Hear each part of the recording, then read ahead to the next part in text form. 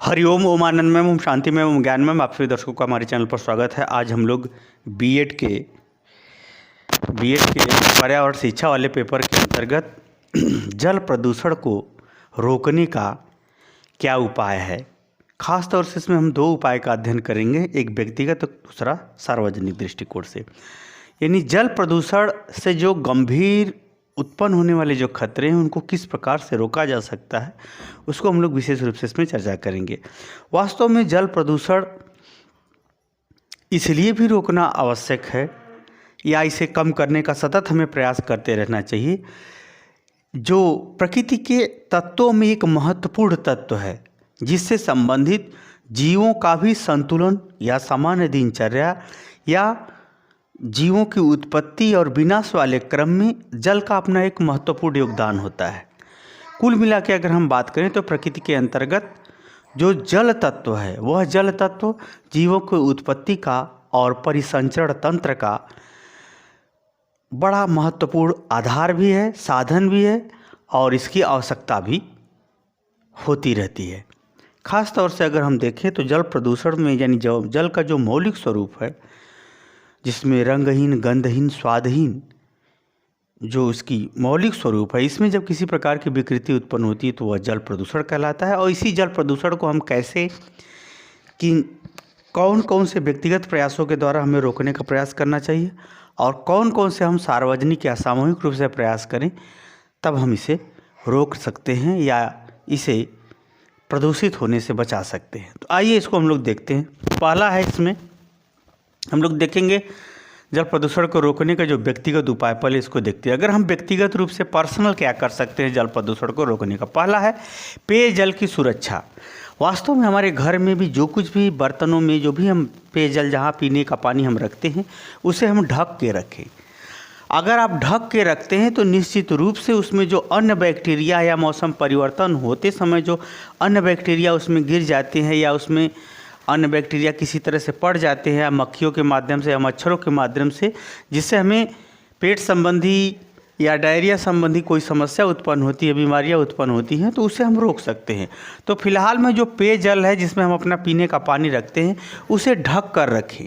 अगर ढक कर आप रखते हैं तो एक ही पानी आप जो है वो 24 घंटा पर्याप्त रूप से यूज कर सकते हैं। लेकिन अगर आप खुले में रखते हैं पानी तो एक पानी आपको बदलना पड़ेगा और उसमें भी कोई गारंटी नहीं कि कब उसमें कौन से बैक्टीरिया पड़ जाए या कौन सा मौसम परिवर्तन के फलस्वरूप उसमें इन्फेक्शन उत्पन्न हो जिसके कारण से आप बीमार पड़ें। तो पहला, अगर हम व्यक्तिगत रूप से अगर जल प्रदूषण को रोकते हैं तो यह स्वास्थ्य के लिए भी लाभदायक होगा और अनावश्यक जल का दुरुपयोग भी नहीं होगा। पहला प्रयास ये करना है कि पेयजल की हम सुरक्षा करें। दूसरा, इसमें हम व्यक्तिगत रूप से प्रयास करना है जल प्रदूषण को रोकने के लिए जल की मितव्ययिता। जल का आवश्यकता से अधिक उपयोग करना उसका दुरुपयोग कहलाता है। अर्थात जितना जल जरूरत है उतना ही जल आप स्नान में, भोजन में या साफ सफाई में यूज करें। तो होगा क्या कि जब आप जल का उपयुक्त ढंग से प्रयोग करेंगे तो जो अनुपयुक्त यानी जो बेफजूल का जो जल बर्बाद हो रहा है या स्वच्छ जल जाकर के प्रदूषित वाले जल में मिलके वो भी खराब हो जा रहा है, वैसा नहीं होगा। तो हम जल का उपयुक्त ढंग से प्रयोग करके भी जल प्रदूषण को रोक सकते हैं। जैसे 2 बाल्टी पानी में आप नहा रहे हैं तो ठीक है, अगर 4 बाल्टी में नहा रहे हैं तो 2 बाल्टी पानी बेफजूल का वो प्रदूषित हो जाएगा, क्योंकि जो आपका साबुन है जो जहाँ पर वह पानी जाके इकट्ठा हो रहा है वहाँ पे जाकर के तो 2 जो अतिरिक्त बाल्टी वाला जल है वो जाकर के भी खराब हो जाएगा। तो इसलिए व्यक्तिगत रूप से हमें ये प्रयास ध्यान में रखना है कि जल का जितना आवश्यक हो उतना ही प्रयोग करें, अनावश्यक जल का प्रयोग न करें, ताकि जल बचाना भी जल प्रदूषण को रोकना है और जल का उपयुक्त खर्चा करना भी जल प्रदूषण के रोकने का एक व्यक्तिगत रूप से हम प्रयास कर सकते हैं। तीसरा है स्नान। जैसे आप तेल साबुन लगाते हैं नदियों में स्नान करते समय या तालाब में स्नान करते समय या घर में, तो बहुत ज़्यादा जो तेल है, जो बहुत ज़्यादा साबुन आप लगाते हैं, तो इस स्नान जो लगाते हैं तो स्नान की वजह से जो जल है उस साबुन के कारण से भी क्या होता है, प्रदूषित होता है। ख़ास तौर से नदियों में, तालाबों के लिए और घर में भी बहुत हफ्ते में मात्र 2 ही दिन साबुन लगाया जाए तो उपयुक्त माना जाता है। लेकिन रोज़ साबुन लग रहा है तो इसका अर्थ यह है कि स्नान के माध्यम से आप जो है प्राकृतिक संसाधनों का दुरुपयोग कर रहे हैं, जिसके कारण से जल प्रदूषण को बढ़ावा मिलता है। तो स्नान के समय कम से कम साबुन का प्रयोग करना और उपयुक्त जल का प्रयोग करते हैं तो आप स्नान के माध्यम से भी आप क्या कर सकते हैं, जल प्रदूषण को कम कर सकते हैं, अर्थात जल का प्रदूषण कम कर पाएंगे। आगे है पॉलीथीन। आप व्यक्तिगत रूप से जो पॉलीथीन है, प्लास्टिक वाली चीज़ें, इसका प्रयोग न करें, ताकि जो है जो पॉलीथीन का अगर आप प्रयोग करेंगे, इधर उधर फेंकेंगे तो निश्चित रूप से जब वर्षा होगी तो वह सड़ेगा तो एकदम जो है एक प्रकार से जल के भूगर्भ वाले जल, ज़मीन के अंदर वाले जल को भी नुकसान पहुंचाएगा। अगर वही पॉलीथीन तालाब वालाब इत्यादि, नदी नाले इत्यादि में जाती है तो वहाँ पर भी वो समस्या उत्पन्न करेगी।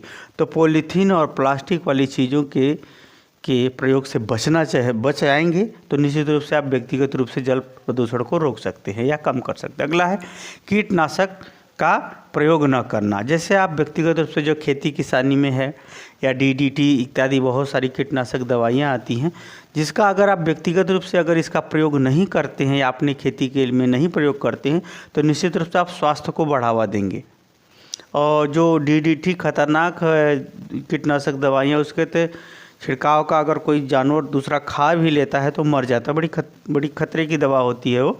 एक प्रकार से जो कीटनाशक दवाइयाँ अगर इसका हम प्रयोग कम करते हैं तो निश्चित रूप से बरसात के समय में जो जल भूगर्भ के अंदर जाता है वह जो है जल प्रदूषण को नहीं कर पाएगा, अगर हम कीटनाशक दवाइयों का प्रयोग नहीं करते हैं। तब आगे है वैकल्पिक प्रयोग।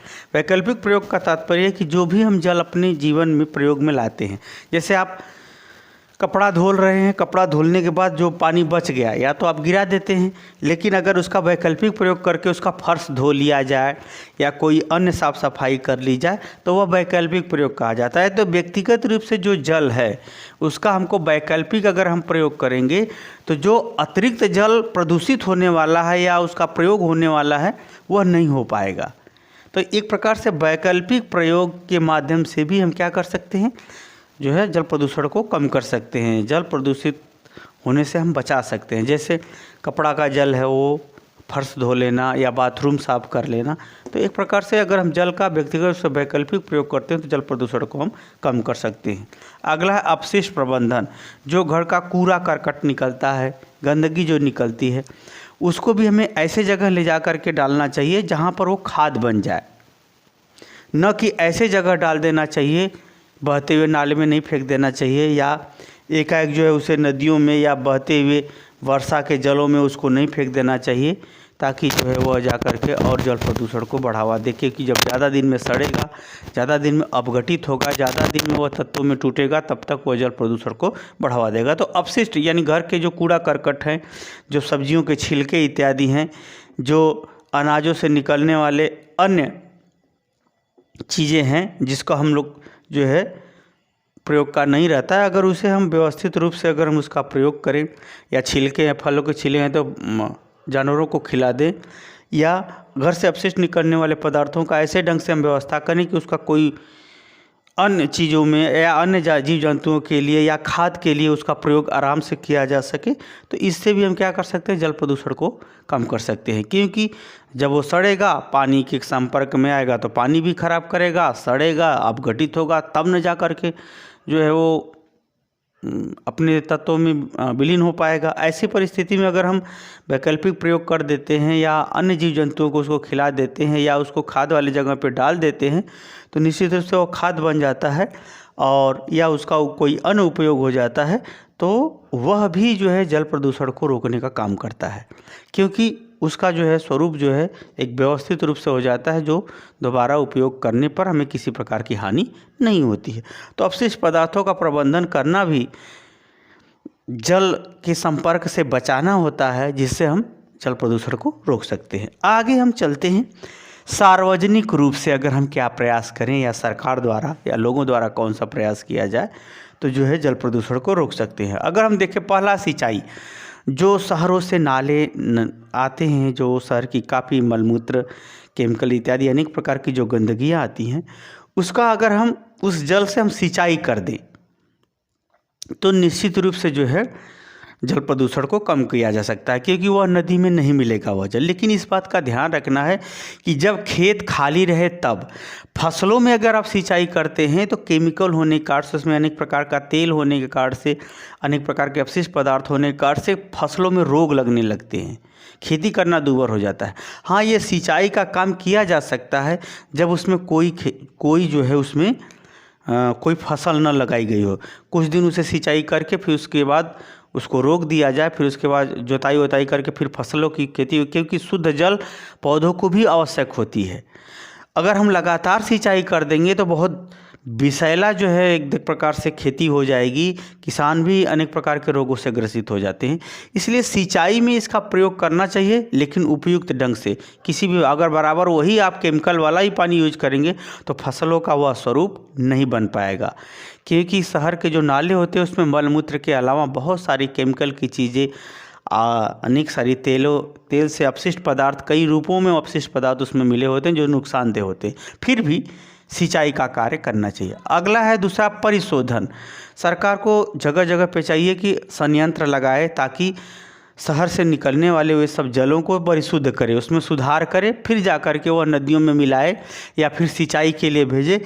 तो इससे क्या होता है, जल जो है प्रदूषण को कम किया जा सकता है, या नदियों के जल को प्रदूषित होने से बचाया जा सकता है। अगला है अपशिष्ट तेल। जो कल कारखाने, उद्योग धंधों से निकलने वाले अपशिष्ट पदार्थ हैं या तेल हैं, जिसका फिर ये जैसे अलकतरा टाइप का होता है या सड़ा या तेल काला काला टाइप का जो तेल होता है, उन सब अपशिष्ट जो तेल हैं उनको नदियों में न छोड़े या नालों में न डालने दे, बल्कि उस सब का क्या हो, एक प्रकार से अलकतरा या इत्यादि अन्य चीज़ों में वैकल्पिक प्रयोग में लेना चाहिए, ताकि जब ये तेल अगर जल में नहीं डाले जाएंगे या नदी नालों में के माध्यम से नदियों में न आएगा या फिर समुद्र में नहीं जाएगा, तो इस जल जो है जल प्रदूषण को हम रोक सकते हैं।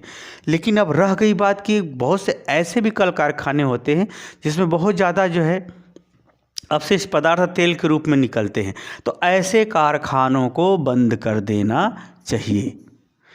नहीं तो आप थोड़े से लाभ के चक्कर में प्रकृति का बहुत बड़ा नुकसान करेंगे और जल प्रदूषण को इतना अधिक बढ़ावा दे देंगे कि जलीय जीवों का भी जीवन और पर्यावरण में मनुष्यों का भी जीवन कठिन होता चला जाए। अगला है प्रतिबंध। मैंने जैसे बताया कि ऐसे उद्योग धंधे जो पर्यावरण के दृष्टिकोण से या जल को अत्यधिक प्रदूषित करने के दृष्टिकोण से ऐसे अगर उद्योग धंधे क्रियाशील हैं तो उन्हें प्रतिबंध यानी बंद कर देना चाहिए, क्योंकि यह सार्वजनिक रूप से सरकार की सहमति या लोगों की सहमति से ही संभव है।